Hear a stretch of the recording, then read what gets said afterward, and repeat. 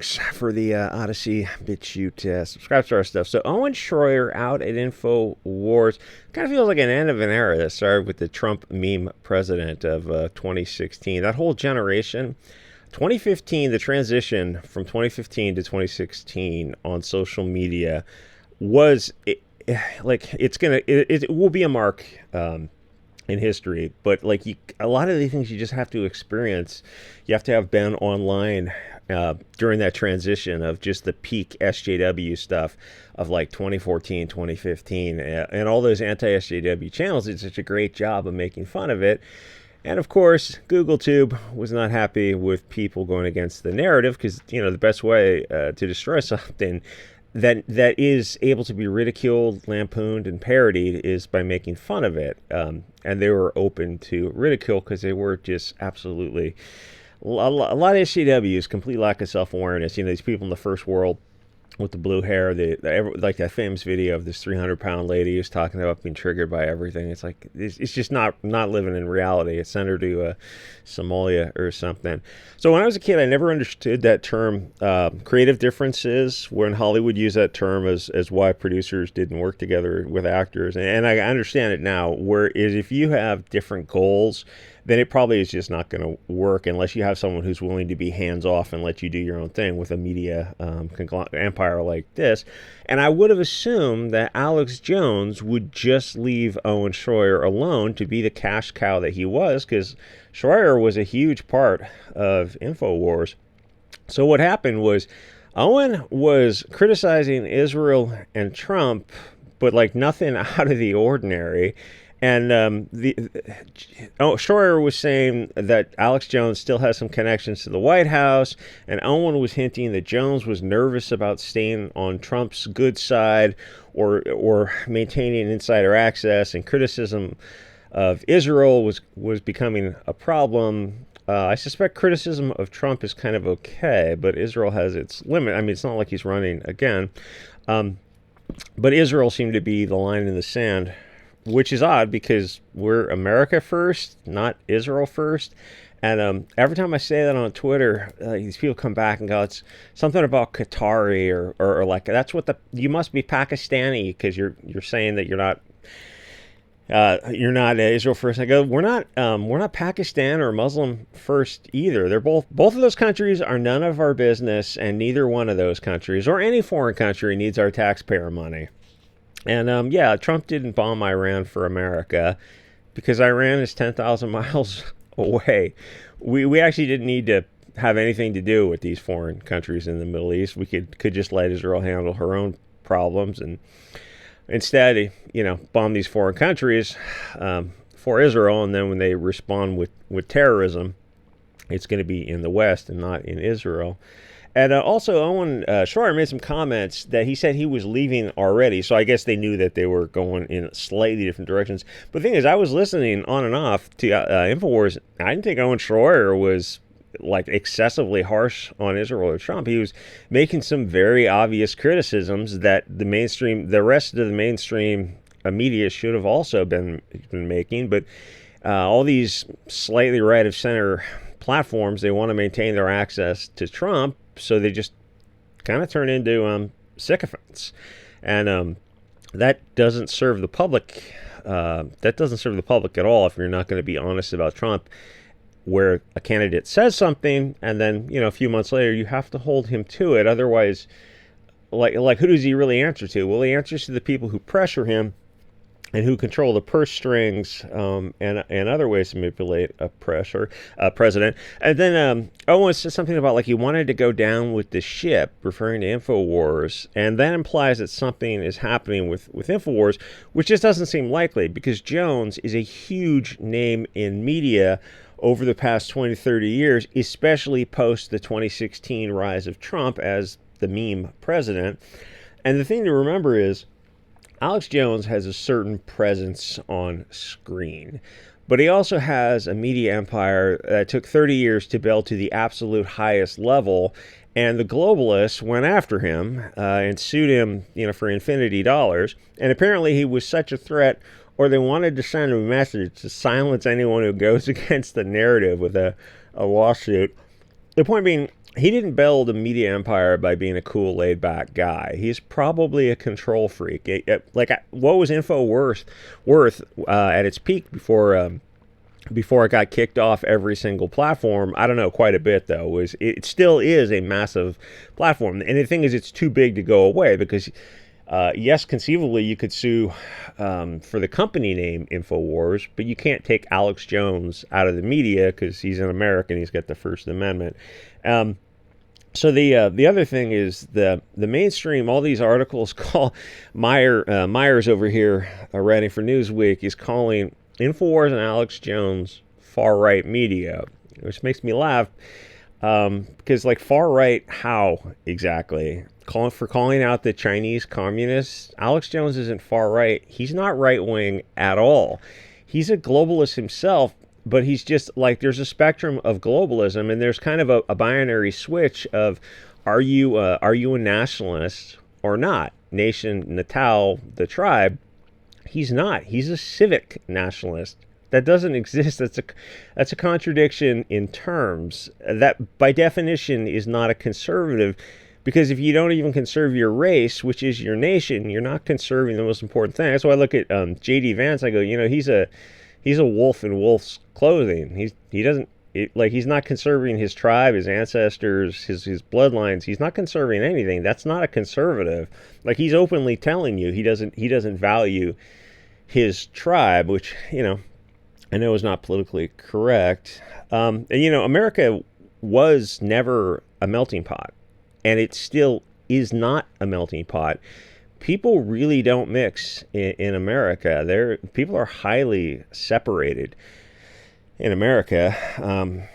Probably even more so after the experiment of Hart-Celler or the Civil Rights Act in the 60s. And there's that phrase "for our posterity." That has a meaning. Anyway, so I like Alex Jones for like 90% of his presentation on Infowars, and he makes a great guest on other people's channel. But Infowars is a controlled media source. I think of all these like Gateway Pundit, PragerU, Daily Wire, Post Millennial, Blaze, Rebel. There's like a dozen of these companies, and I think of them all as penultimate media because they're designed to keep you from anything important. And Alex Jones is up there with Ben Shapiro, who doesn't give a good gosh darn about the browning of America, meaning the Latin American replacement of the heritage Americans, the European Americans who created America. If you replace one group of people with another, you don't have the nation anymore. And like, obviously, would he think the same about Israel? It's like, gee, why doesn't Israel just replace themselves with, refugees from around the world? Like, what are you, crazy? It's like, well, then why do you advocate it for America or Europe? The thing is, if you're not race first, then you don't have a nation. You have an economic zone controlled by bankers and NGOs and special interest groups who are the ones who are secretly controlling the purse strings that get people elected. And Owen Shroyer himself is not far right yet either, though he might be on his way, but he's got a long way to go. He's just kind of someone who's starting to awaken. So Infowars, the company, might be transformed and the name might be taken, but they can't stop Alex Jones, the media empire. So there'd be no reason for Alex Jones to stop being a media person. There's just a, declare bankruptcy and start something new. It's like, I'm not sure how they expect him to pay off $1 billion judgment. And I don't understand that Trump-Alex Jones dynamic, because I assumed that they had parted ways, and not necessarily in a bad way, because the thing, obviously, with politics and media is it is a business and much more transactional than other types of businesses, especially like media and politicians. You're dealing with a lot of, I don't know what to call this, borderline personalities, sociopathic disorders, people who are... like, even if they're on your side, they're not really good people. I don't think any of them. Maybe a Ron Paul every now and then comes along. So the terms that that branch of the right wing pushed were things like panicins or woke right, and they go anti-Israel. To criticize Israel is to be anti-Semitic, and it's like there's an argument to break down those terms. They're not real terms, but mostly people just don't care about that kind of stuff, being called racist or trans or Islam or whatever anymore. So there are a ton of people, media and influencers. And what happened was it October 7th, 2 or 3 years ago, I don't even remember, where there was a split between the people the media influencers who accepted being paid by Israel for support, and then that came with access to Trump and the White House. And Owen Shroyer mentioned Officer Brandon Tatum, I guess is an influencer, was one of them. Obviously, people like Laura Loomer or Ben Shapiro or Mark Levin, because they have Israel citizenship. But there's the split between like the Israel critics, then the neutral people who just try to ignore it, and the people who are supportive of it. And Owen Shroyer's comments on Infowars, I thought, were really mild. So I'm surprised that Israel wanted to shut him down so hard, where usually you'd allow a little bit of criticism. So that's kind of I'm not sure what's going on. Like, they're saying they don't want Alex Jones's audience, which is still a huge audience, to have any criticism of the Epstein, Trump, Israel type of connection. And even though Trump obviously is not running for election again, he still has a lot of influence for whoever's up next, which I guess they're trying to get you excited over J.D. Vance. And the funny thing is, you look at J.D. Vance versus, who's the California governor? Newsom? And you look at those two families, and it's like, oh, yeah, cheers. So Trump is under the thumb of Israel, and people jump on the Epstein Island stuff, though I kind of don't get that vibe from him. But a lot of people from Trump's generation are weirdly tied into Israel. If you remember, back in the Nixon days, he jumped to their defense as well. Like, obviously, it's before my time, but I read this book on Nixon, and it was fascinating because it tied into the Hillary Clinton, where she was fired by the prosecutor that was going after Nixon for the moral turpitude of denying Nixon his due process, and the prosecutor actually fired her. And that's all public record. Though when she ran for office, the media never brought it up. Weird. I mean, they never brought up her passing out in Washington. They go, oh, it was really hot and humid and muggy. It's like, oh, so there are videos of other people passing out as well, or just her? Did you take her to the emergency room? No. Oh, okay, so something like this happens so often that it's just to be expected. Anyway, so the thing is, with Israel, even people who are not super Christian have a kind of respect for their family connection to Christianity and Israel and the church. So a lot of stuff when people doing favors for Israel is not all blackmail.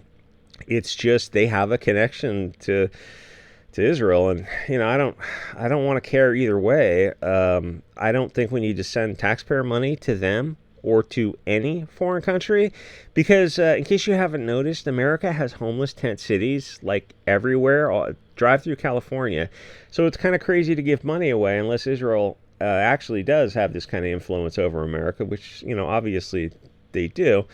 So for Infowars, it's good to have different views. So now it's, I guess, going to be more of an echo chamber if it's just Alex Jones's viewpoint. And the other funny thing I don't get is that there is another host who works for Infowars who actually is far right. It's this Harrison guy, but I guess he doesn't have the social media footprint of Owen Shroyer, but he's legitimately a far right dude. So I don't know if he's going to be the next one to go, or maybe the smart thing would be for him to go team up with Owen Shroyer.